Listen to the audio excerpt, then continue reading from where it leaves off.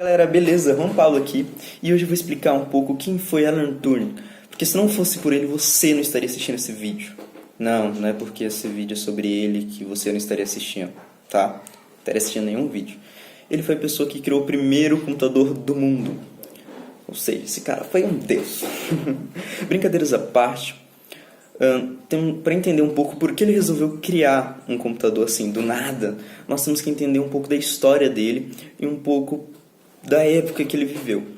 Alan Turing nasceu dia 23 de junho de 1912 e onde ele estudou, ele era um garoto muito prodígio, certo? E os alunos não se davam muito bem com ele, porque ele era muito isolado no canto e sofreu muito bullying por causa disso.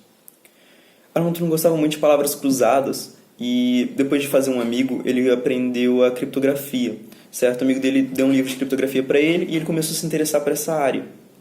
Futuramente, ele virou um professor de matemática.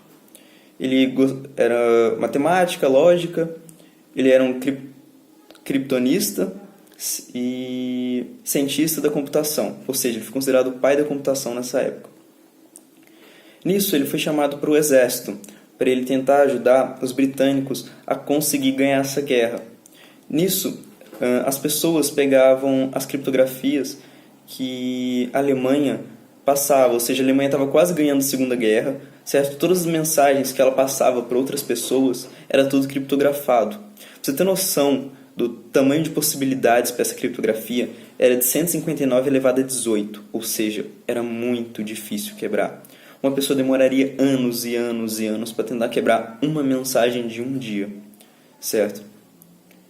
E para resolver esse problema, ele queria criar uma máquina que basicamente quebrasse essa criptografia.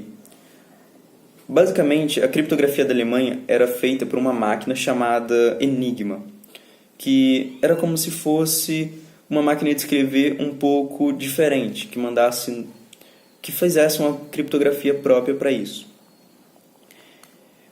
Quando ele estava dentro do exército, ele queria uma equipe boa o suficiente para criar essa máquina, esse computador, para quebrar essas criptografias.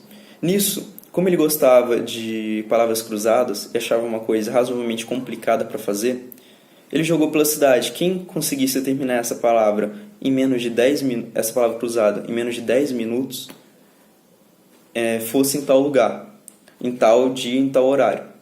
E nisso um tanto de gente apareceu. E lá ele fez outro estilo de palavras cruzadas, certo? Mas com menos tempo. Se eu não me engano, foi em 6 minutos. Quem conseguisse terminar aquela palavra cruzada em 6 minutos, ele iria chamar. Sendo que ele conseguiu terminar em 8. Ou seja, ele queria pessoas que teoricamente fossem melhor do que ele. Nisso, ele juntou uma equipe que teoricamente era boa o suficiente. E o exército não gostava muito dele ali dentro, por ele ser muito fechadão. Então, tudo que o exército pudesse atrapalhar nos planos de Alan Turing, eles iriam atrapalhar. O projeto ia sair em torno de 100 mil libras, ou seja, naquela época era muito, mas muito dinheiro para uma máquina que ninguém tinha certeza que iria funcionar.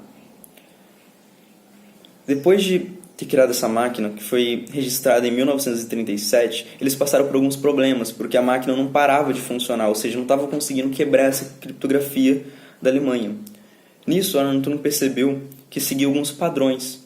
Alan Turing gostava de padrões em criptografia, onde ele aprendeu a usar mais ou menos. Aí ele viu que tinha alguns padrões. E essa máquina, ela seguia padrões, ou seja, ele passou esses padrões para a máquina e deu certo. Basicamente, a máquina conseguia quebrar as criptografias da Alemanha em alguns segundos, sendo que pessoas demorariam anos para conseguir fazer isso.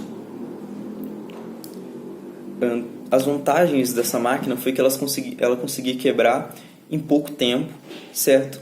E conseguia descobrir rapidamente esse código.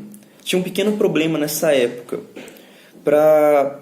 Você podia quebrar as mensagens, porém, para você conseguir resolver o problema, vamos dizer que a Alemanha vai atacar o tal lugar em tal dia. Se por um acaso for um ataque muito secreto e essa coisa britânica tentassem atacar lá dentro, iam perceber que estava algo errado e ia perceber que a criptografia foi quebrada, então ia ser uma coisa ruim, ou seja, foi muito dinheiro para nada. Então, basicamente, eles tinham que deixar a gente morrer, deixar a gente viver de acordo com o que achavam, sabe? Pura matemática, de acordo com Alan Turing. Basicamente, essa máquina foi apelidada de Colossus, porque ela era muito, mas muito grande, certo? A desvantagem dessa máquina é que ela só conseguia quebrar códigos militares, ou seja, outras coisas não. Então, ela era uma única programação, certo?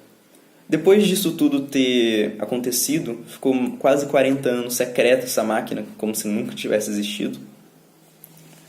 Né? Mas, ainda quando Alan Turing estava vivo, em 1952, ele foi acusado de homossexualidade, que naquela época era um crime gravíssimo. Ele tinha duas opções, basicamente, ou ser preso durante 2 a 4 anos, ou fazer tratamento hormonal, para ver se ele parava de ser gay, sabe? Parar de ser homossexual. Nisso, esse processo, esse tratamento fez crescer mamas nele, dava tremedeira, entre outras coisas nele. Em 1954, ele foi encontrado morto na casa dele. Algumas pessoas falam que foi suicídio, mas basicamente foi encontrado uma maçã mordida, e naquela época ninguém sabia por que ele tinha morrido com aquela maçã mordida. Aí depois de um tempo encontraram uma substância altamente tóxica dentro da maçã, dentro do organismo dele. Então ninguém sabia se ele realmente tinha se matado ou se alguém tinha matado ele. Várias pessoas falam que mataram ele por causa que muita gente não gostava dele, e ele era um gênio, ou seja, ele atrapalhou essa Alemanha. E muita gente fala que foi suicídio, mas não existe nada comprovado desse fato. E é isso. Essa foi a história de Alan Turing. E eu acho que eu não esqueci nada. Obrigado por assistir até aqui. E valeu!